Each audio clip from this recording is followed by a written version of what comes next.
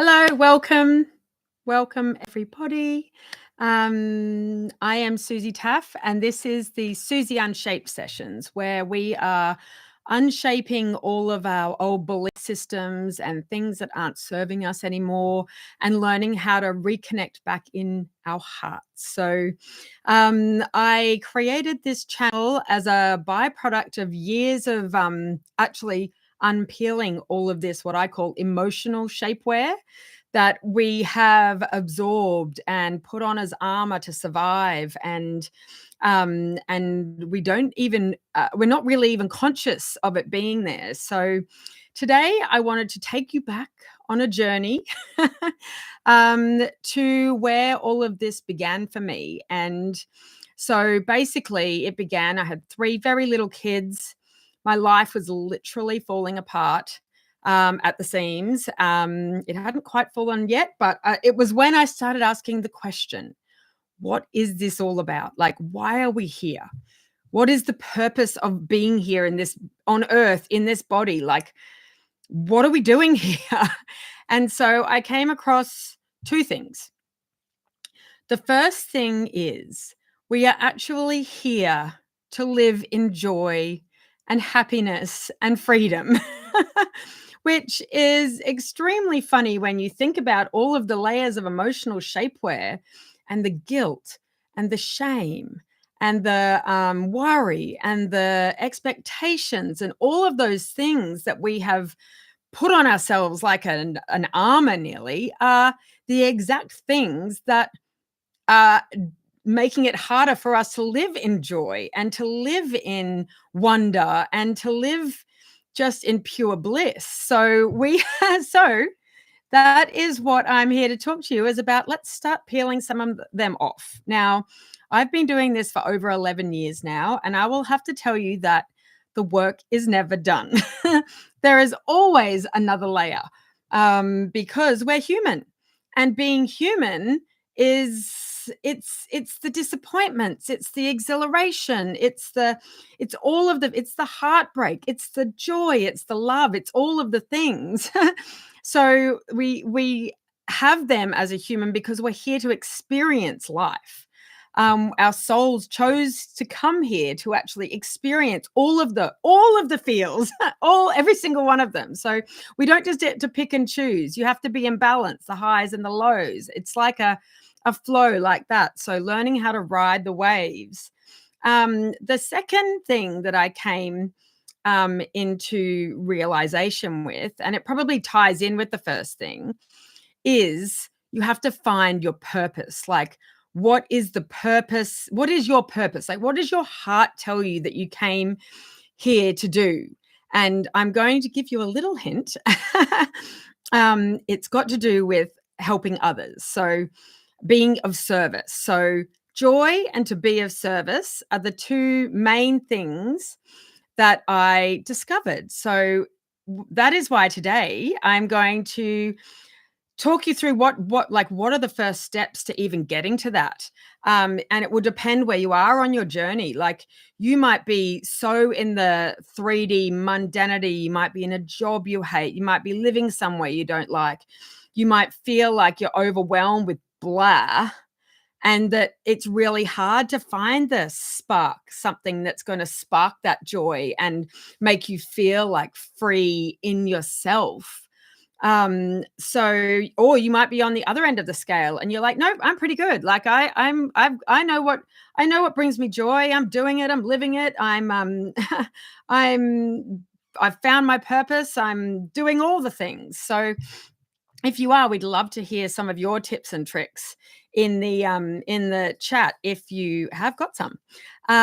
So let's take it back. Like, let's just pretend. So these are my matching Phoenix wings. So this was created from the Wings of Hope program that I have created, which is a sort of 12-month free program that can help you sort of step by step rebuilding a life that you love. So we are going to be the Phoenix and start at the beginning.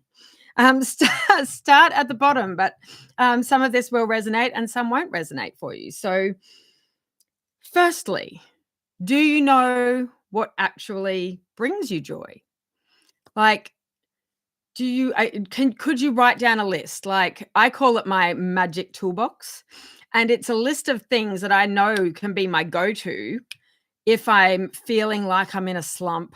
For example, some of the things in my magic toolbox are music. Music for me is a massive one. I love to put on, and it depends. I might be in the mood for like Enya soothing, or I might be in the mood for like 90s pop songs, or who knows. But have like for me, music is in my treasure chest. Also, I love to add music and then cook. I love cooking. For me, cooking is a form of meditation. And I think there's people like me, and then there's other people who be like, oh my God, you're mad. But for me, if I start cooking, especially with some music like that, for me, I just go into my flow and I do my thing. And as I do everything in life, I don't do things in half measures. So instead of cooking one thing, I'll probably cook about four things, of which none of my kids eat. None of them will eat any of the food I cook. So four things is slightly excessive for one person by themselves. So anyway, I often am giving them to my parents or friends or anyone that would like to eat my food, or I actually just save it in little portions and freeze it. So then I've got something yummy for later for myself. So cooking, sunshine, if there's any sunshine, going and sitting in the sunshine, that is another one for me. Pestering my cat. She's not a very affectionate cat, but she is affectionate in her own way. So she'll just sit at a distance. She would never sit on my lap. Sometimes she might sit up and just rest next to me, but she would never come and sit on my chest or anything. So, but anyway, seeing her is always good. Hanging out with friends, especially like friends that you've known forever, that know you in all your best and worst. Though that is so. Anyway, I am babbling now, but magic toolbox, things that make you feel good. Maybe going for a run might make you feel good. Maybe doing some yoga. Always breathing. I'm always banging on. I will put my little breathing quick 10-minute link to the Miracle Amazing Loved guided quick 10-minute meditation in here, just because it's my combination of breathing and music and being reminded how amazing you are. So that is another good one. So that's the point, is find, number one, what actually makes you feel good, and then get a list of them. I actually remember it was I was actually, when I was doing my side hustle before I got Scanties off the ground, and I was at work, and it was probably about 3 o'clock in the afternoon, and I was having a woe me moment. I was like, oh, poor me. Why does it have to be so hard? Why is my life so hard and everyone else is so easy? You know, the pity party for one. And then I said, okay, well, let's play in a perfect world. So I got out a piece of paper, or started typing in a sheet or something. I can't remember what I did. And I wrote down, in my perfect world, what would I do right now? And it would be like, oh, go on a holiday, a big hotel bed.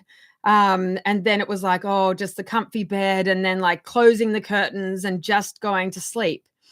And so it was like I wanted the money so I could go to the holiday, so I could close the curtains and go to sleep. And I went, if I looked at all of this, I think you're just tired. So I didn't actually want money. What I was feeling lack, but it wasn't of money. I was actually exhausted. So I remember, I think I wrapped it up at 4 o'clock, finished a little bit early, and I went home, did the bare minimum of what I needed to do, and I hopped into bed. And then I think I got out, fed the kids, and then hopped back into bed because I was shattered. I was exhausted. So step one, also check you're not exhausted, because it's very hard to be joyous when you're exhausted. And sometimes, and for me, I'm a real doer, like go, flog the horse, flog the horse, flog the horse. And sometimes we need to take a breath. Are you exhausted? Maybe you should kick some shoulds out of bed and just come back and give yourself some time and space. So rest actually should be in that magic toolbox as well. Rest. Do you need rest? Are you shattered? Like, we have such a big mental load. It might not even be a physical load. It might just be the mental load of having to keep all the balls in the air. You might just be exhausted. So I'm throwing rest in there as well, although I'm not very good at it, but I am getting better. And another one that helped dig me right out of rock bottom was definitely nice meditations, like going inside. And do you know what I think? Part of the meditation is just the first few minutes, which is just breathing and reconnecting back to self. I'm not even like the rest does do work with the subconscious, etc. But I think the first few minutes of the breathing and coming back to self are the most important and the ones that you get the most benefit from. So that is the first step. So we're only going to cover one today because I know that videos that are too long, just I feel like it's a chore. So I like to keep these short and snappy. So rebuilding your life with joy, the first step is what brings you joy. We need to know that before we can start finding it, like adding it into our life. And then the second is to start to figure out what your purpose is. And you don't actually have to earn money in it to start with. If you find what brings you joy and gives you a sense of purpose together, like as I did, I started it as a side hustle and did my other job at the same time. I found a flexible job so I could do both together. So maybe it's no, let's slow down. We're going to just stick with joy and starting to think about what could bring you joy and gives you a sense of purpose that can help others feel joy as well. So there we go. That is stage one in this process. And I hope you have a lovely day. And I will be back with the other stages later. Bye.